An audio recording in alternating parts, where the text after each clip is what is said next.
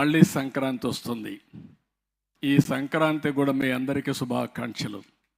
ఈ గ్రామం ఎప్పుడూ తెలుగుదేశం పార్టీకి కంచుకోట, శాశ్వతంగా కంచుకోటగా ఉంటుంది.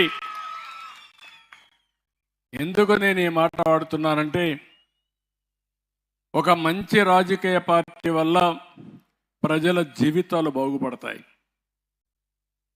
ఎప్పుడైనా సరే ఒక సమర్థవంతమైన నాయకుడు ఇంట్లో పెద్దగా ఉంటే ఆ కుటుంబాన్ని 20-30 ఏళ్లలో ఊహించని అభివృద్ధి సాధించి తీరుతారు. ఒక గ్రామానికి మంచి నాయకుడు ఉంటే ఆ నాయకుడు వల్ల గ్రామం బాగుపడుతుంది. ఒక రాష్ట్రానికి ఒక ఎమ్మెల్యే, మంచి ఎమ్మెల్యే ఉంటే, ఇప్పుడు కూడా మీరు కోడెల శివప్రసాద్ అంటే జిందాబాద్ అని అమర్హ అనే పరిస్థితికి వచ్చారు, ఇంకా జ్ఞాపకం ఉంది. అంటే దానికి కారణం ఆ నాయకుడు చేసిన పనులు. ఎప్పుడైనా ఒక నాయకుడు ప్రజా గుండెల్లో ఉంటారు, హృదయాల్లో ఉంటారు.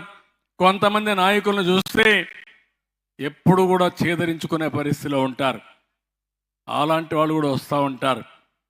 అందుకని ఈరోజు సంక్రాంతి అనేది తెలుగు జాతికి ఒక మంచి పండుగ, తెలుగు వారందరూ చేసుకునే పండుగ.